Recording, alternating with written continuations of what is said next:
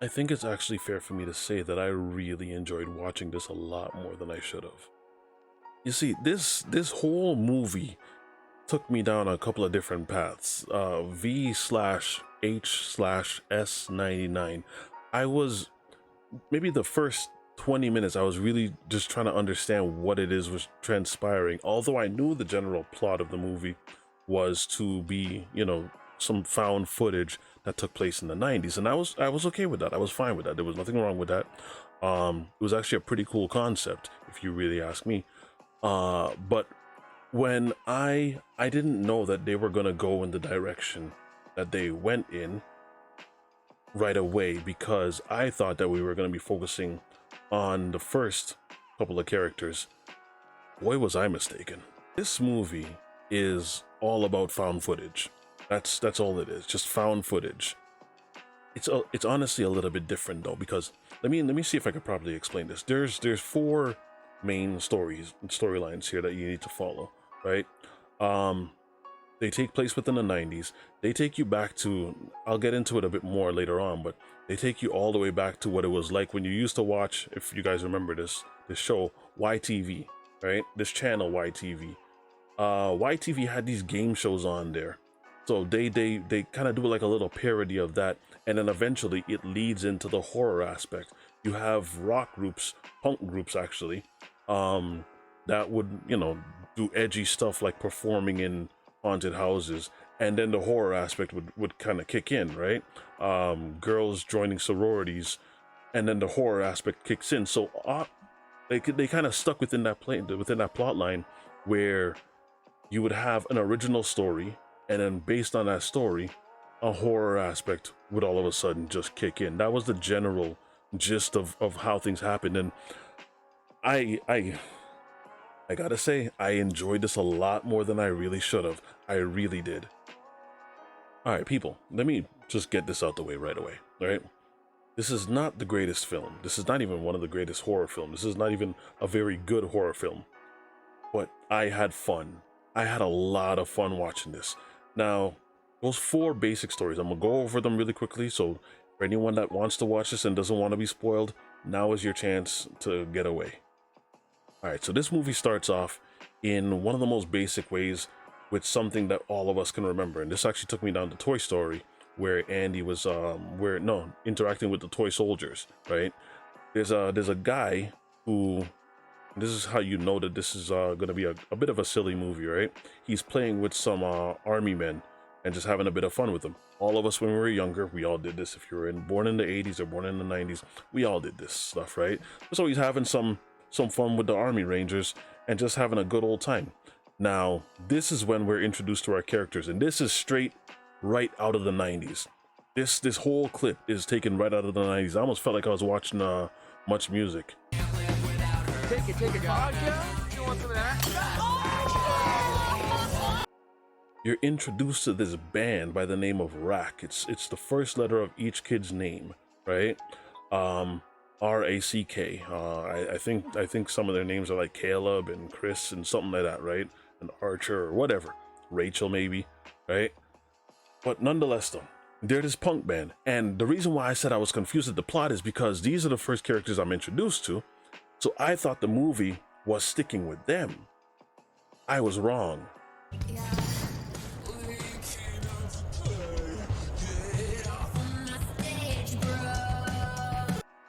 They're a punk band, and they're looking to, gain some fame and whatnot. And so they decide that they're going to take their talents to this haunted house in order for them to play and film and whatnot. And in the meantime, they're gonna pull this prank on one of the band members, who tells of this legend or whatnot of what happens to these dead people that are still alive. So he's talking about zombies. So there are these stories, okay? Hindu stories about boots. Boots? Yeah, dead people. Restless spirits with unfinished business. Right? That's basic gist. He's talking about zombies. Then finally they get to this place, and then the horror aspect kind of kicks in. And when it kicked in, I laughed because it was actually kind of funny how it happened. You could tell that, you could look on the floor, people, come on. I mean, this kid gets pulled up and it looks like Jello is on the floor.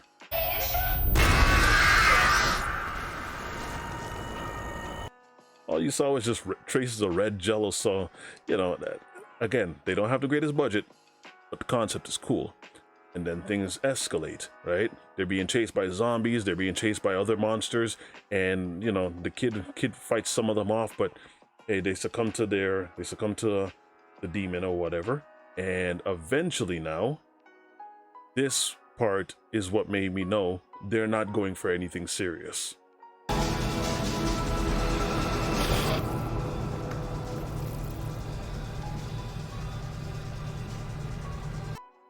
We kick back in to more playing with the army men.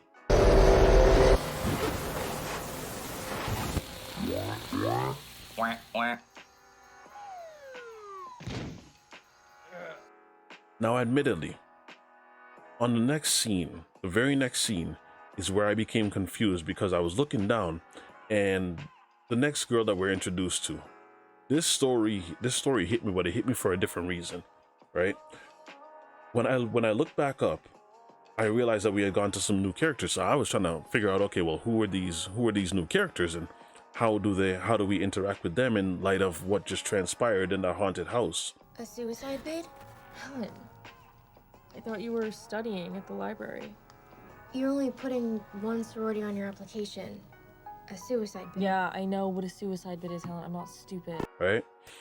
So I was trying to piece two and two together, and I remembered, okay, well, it must be a different storyline. Okay, pretty cool.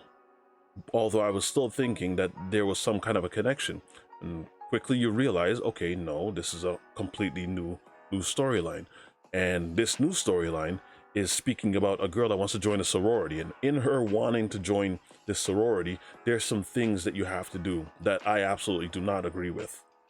You get introduced to the sorority sisters, and boy, oh boy, oh boy. How can you, if Trouble had a picture, it'd be these four girls. Turns out Lily here really likes to party. Oh, we are going to party. Have you got the keys? My dad will kill me if he finds out. Yeah, but So in the wake of them now giving our new main character entry into the sorority, she's now been accepted into the group. There's something that she has to accomplish, and so they start explaining to her before they let her fully into the sorority. They give her a shirt, you know, tell her that you're a new honorary member, but you know, something that you got to do for us before we just let you in.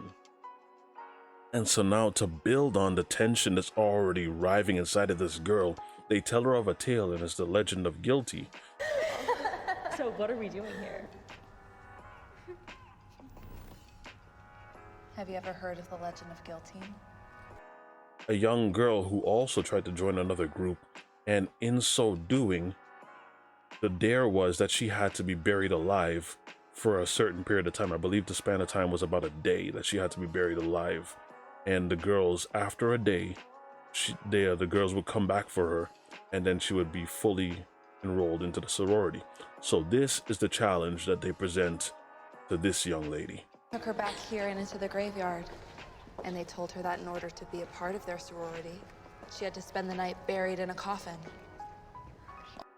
And of course, because she wants to join the sorority so bad, she agrees. Annie, I don't know if I actually want to do Oh, come on, Lily. We all had to do it. it. You all did this? So there she is now, fully engulfed, buried alive, no control over the situation anymore. You've now given up everything, and now she has to trust that these girls are not pulling a prank on her. So now what you see is how things begin to just escalate and get crazier and crazier.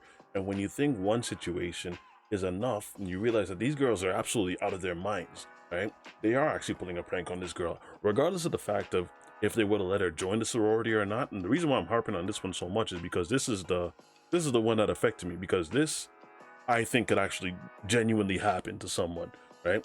So these girls now, they're out of their minds, and they're dancing on the top. They're having a good old time, and then it begins to rain. And before they, contemplate what that actually means, they continue dancing. And that is when the police arrive. Now, when the police got there, they're faced with a dilemma. If they get caught, they're going to be expelled. If they leave, they're going to have this girl down there who they are going to now arrange we can come back later, without thinking of the fact that the rain, the dirt on top of her is eventually going to turn into mud, and it's a wooden coffin, and it's not even well sealed. I saw that coming right away. Get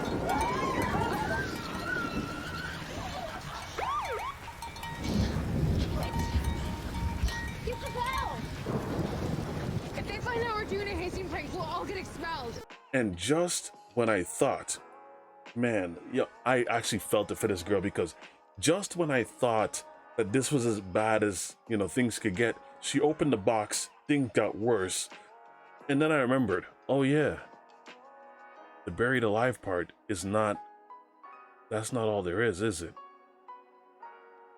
There's still a demon out there.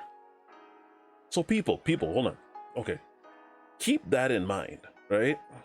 Keep all of that in mind, that there is still a demon to come, as far as I knew anyway, right? I haven't seen this thing. We haven't had any interaction with it. I don't know what it looks like. Nothing along those lines. But, you know, they told of a legend, so I'm assuming, okay, well, there was a demon in the last scene. There must be a demon in this scene. Makes sense to me, right? That is not what happens next. A flood starts to happen, like we all expect, right? The place starts to, water starts to seep right in to the coffin, like it obviously would. These girls are stupid. And you feel it for this girl, because it's just one bad thing after the next bad thing after the next. Like she can't catch a break. She absolutely cannot catch a break. And so water is just seeping in slowly, and you start to think, okay, well, maybe just some way, there might be some way that she could get out, or the police are, you know, gonna come, but police don't come. The water goes from just seeping in ever so slowly. Spiders are gone. Oh yeah, there's spiders, right? To now, the coffin is now cracked, and water is drowning her.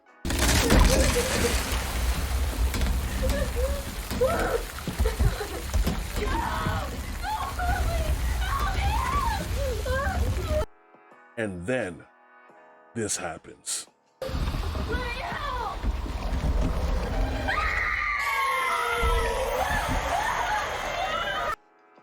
Alright, so hear me.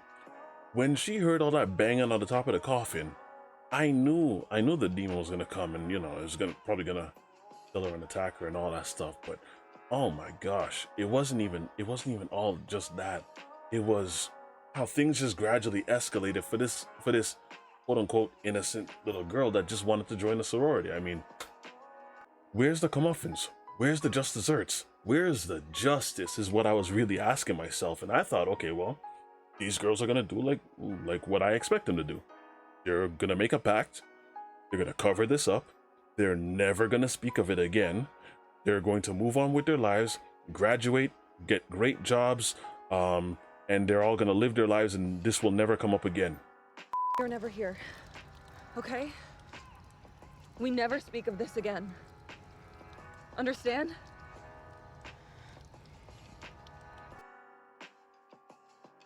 Nope. Nope.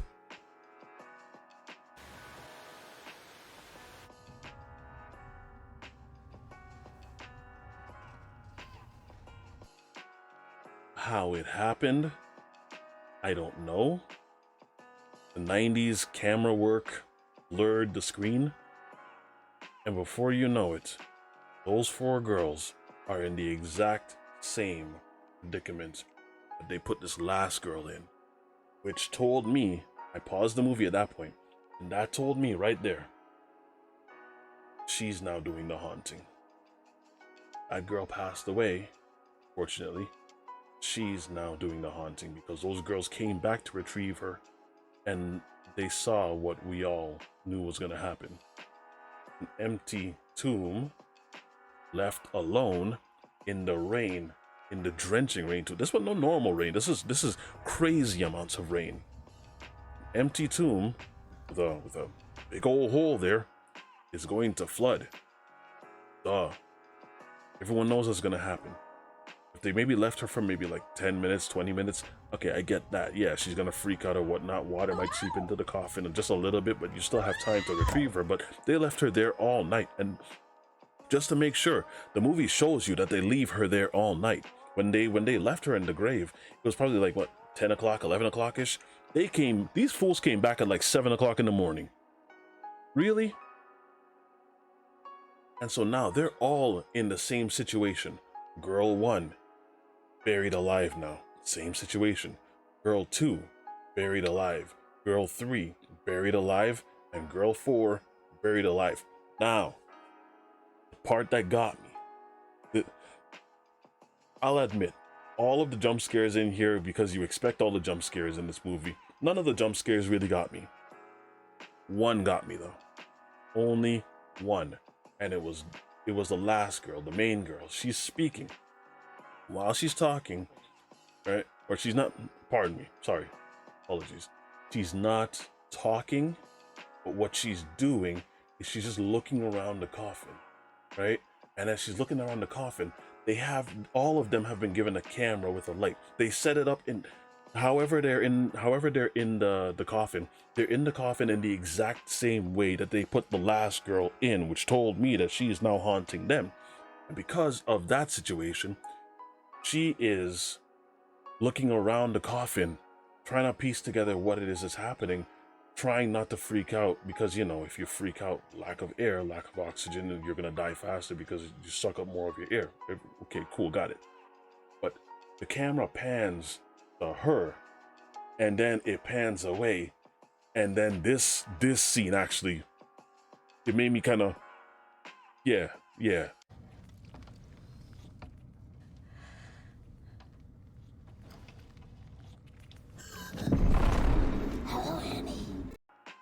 So this girl isn't just haunting them. She's fully back.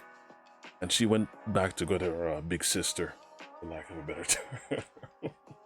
Yo, that got me. And I am thinking, okay, well, you know, that was actually pretty cool. That one affected me the most only because of the nature of how realistic that was. Two things I don't like. I don't like dead open water. And I don't like the idea of enclosed spaces. You know, that whole buried alive concept. Yeah, I don't like that concept at all. But when it came down, that's why when it came down to this, I saw this playing out because I could see some foolish people actually trying some nonsense like this. And so I'm thinking to myself, okay, well, you know, this movie must be wrapping up pretty soon, but no, this movie's only about halfway done.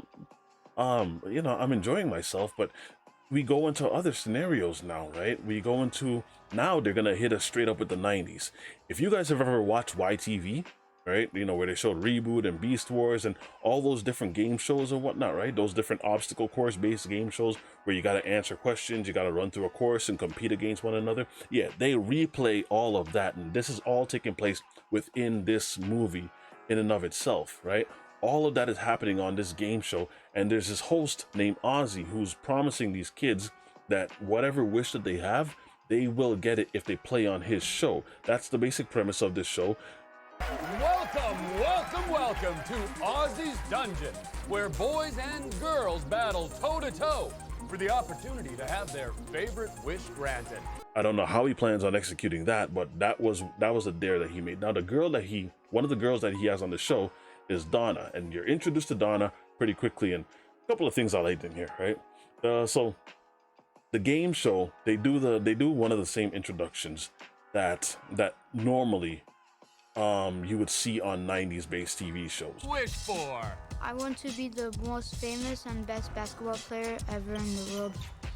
You don't want to get dunked on, fool. They got the dances.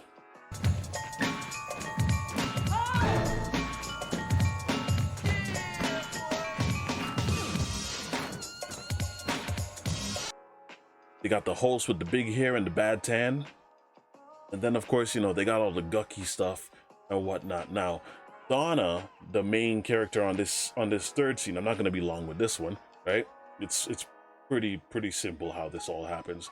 Donna is one of the finalists, and while she's competing against this other young boy, right, she happens to break and mangle her leg, and the level of insensitivity with Ozzy is just remarkable. It's something to be beheld, right? Like, you have to sit back and just go, wow, this guy is actually a real jerk, right?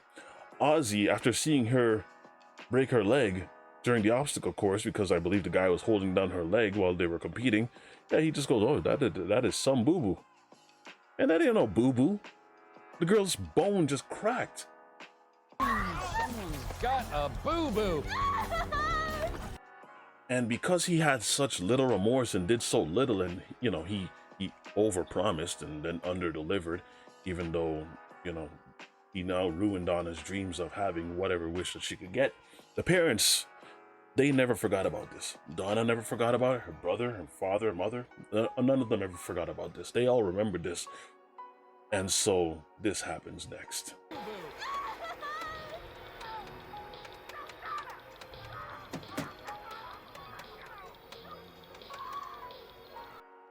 They kidnap Ozzy and then run him through the exact same obstacle course that he made Donna go through, except they just tortured this guy. They want him to deliver on his promise, and so they go about torturing him to make sure that he could deliver at some point, right? For understanding the pain that she felt at that time. They want him to feel what she felt, but worse. They're just ruining this guy at this point, right? So, you know, they run through a couple of things with him, and things gradually just escalate. And in order for her to get what it is she wants, you know, this next part really didn't make any sense, because, you know, he takes him to the studio in order for them to meet one of the higher execs, and the higher execs just happened to be a demon. Okay, all right. That part was pretty stupid to me. Although, if there was one saving grace in it, it was all the 90s stuff. I got a weakness for that kind of stuff. I got a weakness for those kind of throwbacks, right? It hit me in the feels. But we move on, right? Like, if there's one thing I could say this movie suffers from is timing. This is almost a perfect movie for being an hour and 20 minutes. But this was a bit long-winded after a while, you know. Hour 20, maybe hour 30 max. This shouldn't have been almost 2 hours long. Right, and that's one of the things that this suffers from. But we move on to story number 4. If I said there's 4 stories here, I believe there's 5 actually. Right, the rock group, the buried alive, Donna, and then the stupid peeping toms. These boys need all need a cold shower. Right, they're doing whatever it is that they can do in order for them to see some girls. And I mean, they're filming girls underneath their skirts and everything. Like, they're just doing all kinds of nastiness that if they were at the legal age, they'd all be jailed. Britney Spears. Miss Chick. You are so lucky you get to live across the street from that piece of ass. Dude, I know. So they're playing the whole peep and Tom type of thing, right? And they all got their justice certs. This one's kind of funny, right? So these boys are peeping on this young girl who's just washing her car, and she's not bothering anybody, minding her business, just doing her thing. And these guys are just ogling from afar. And so they realize one of the main characters on the guy who's filming all of these ordeals, he has a little brother, and all of them are too scared to go up to this girl and talk to her. Right? None of them know what to say. They don't know how to approach her. They don't know what to do. You know, they have no game. They're all big talk, right? So this girl, she acknowledges the guy who's filming. She acknowledges his little brother, and so all of them now become envious because none of them know what to say. But she acknowledges him, brings him in the house, and you later realize that they actually know each other. They're kind of friends, actually, right? To a girl like that, dude. Get away from her. What? Fuck? Yo, did she just voluntarily touch him? Is she holding his hand? This is not happening right now. Whoa. Right? And they're so good of friends that he has volunteered to help her set up a computer that was delivered for her a little earlier. Cool, no problem with that. But now these little opportunist perverts are gonna use this opportunity in order for them to do the Revenge of the Nerds thing. set up some spyware so that they could spy on this girl as she undresses. Pathetic.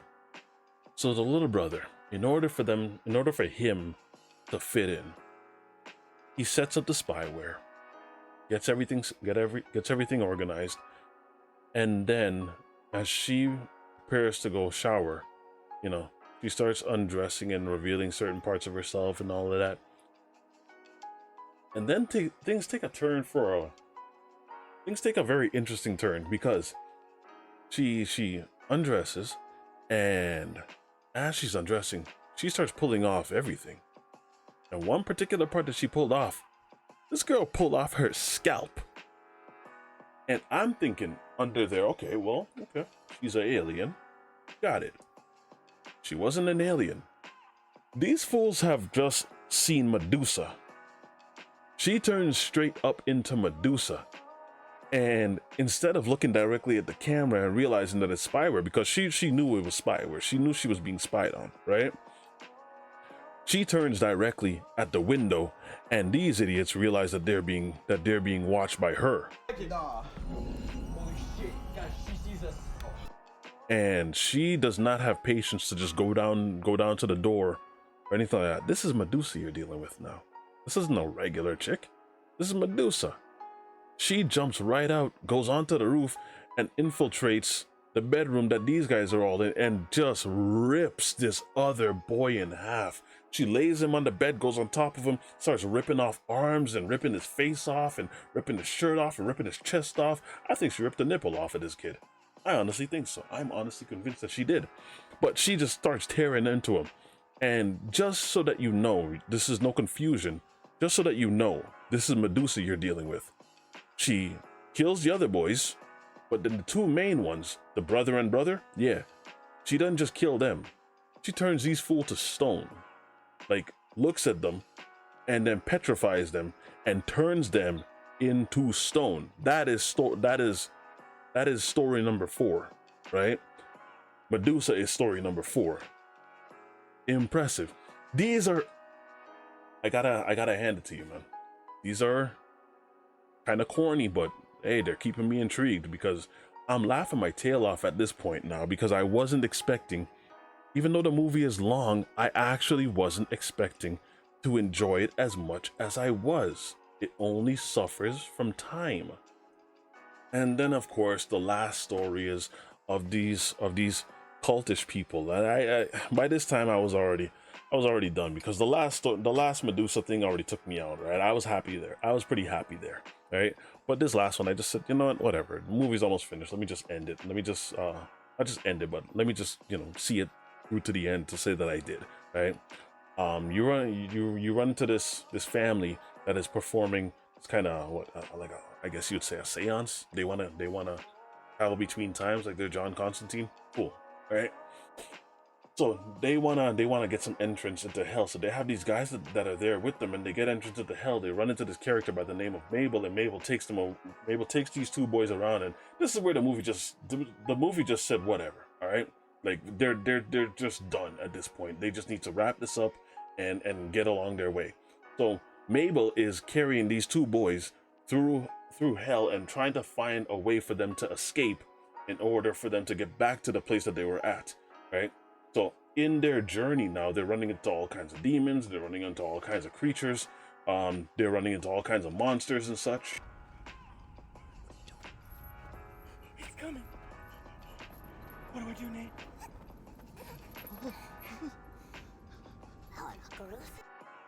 And the whole time, Mabel is basically just Smeagol, right? These two boys are from the Lord of the Rings, hitting towards Mordor, and Mabel is really just Smeagol, leading these guys towards wherever she needs to lead them in order for them to get to, the portal, if you were, towards where they need to go so that they can go back home. Now what's in the feeding grounds? What's the feeding grounds? Thou art fresh. They eventually make it back home, and they immediately get killed.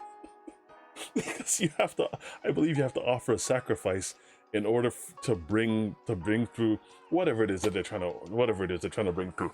Okay, people, let me just bring this to a close. I've said this twice now, and I'll say it. I probably said it more than twice at this point now, but I believe I've said this 2, 3, 4, 5 times now. I had way more fun with this movie than I should have. This by no means is what I would consider a good movie, but I appreciate the attempt. I really do appreciate the attempt, because it's far too long that I see the same concepts just rehashed. It's not every time that I see, people actually trying things. And this is one of the things that I appreciate about independent movies, that they don't really have the corporate structures to where they have to be constrained to, hitting this checkbox and hitting that checkbox. They have a level of freedom to where they can delve into ideas that would allow them to do movies like this, right? Granted, this is perfect timing for Halloween. I mean, if you haven't seen this just yet, I would recommend giving this a watch, right? This is actually pretty cool, especially if you know anything about the 90s. You'll understand what it is that I mean. If I were to give this movie a rating, I by no means can give this a very good rating. I can't even be fair with this movie, because it's not very good, but it's also not very bad, right? So to be as fair as I can, I think this movie is a great 6, a very high 6 for me, right? There's a lot of things wrong with this movie. Camera work, obviously, this is supposed to be based on found footage, but even the camera work that is centered around the found footage is not very good. The acting is really poor. The script writing is also really poor. The concepts, the makeup, the design, the set design, everything is still really poor. And for that reason, I have to take points off of it. But in terms of just sheer entertainment, this movie is I loved it. I really did enjoy this. I would actually watch this again. And if it was on TV somehow, I would actually watch this, right? If I had to recommend a movie to some friends just to have a little fun with, I know the perfect group that I would recommend this to, because they would get a kick out of this. Except that second story, that buried alive one, that really did get to me, actually, right? That one was a little more serious tone than the other ones. All the other stories, whatever, you could see the fakeness with all of that, but that one did kind of hit home for whatever reason. So yeah, I think I would give this a really high 6, right? If you haven't seen this, give it a watch. B/H/S99, VHS 99. Give it a look-see. I don't think you'll be disappointed, and that's where I'm gonna leave it for now. That's all I got. Please like, share, comment, subscribe, and I will see you guys again for the next one. Thank you, Shudder. See ya.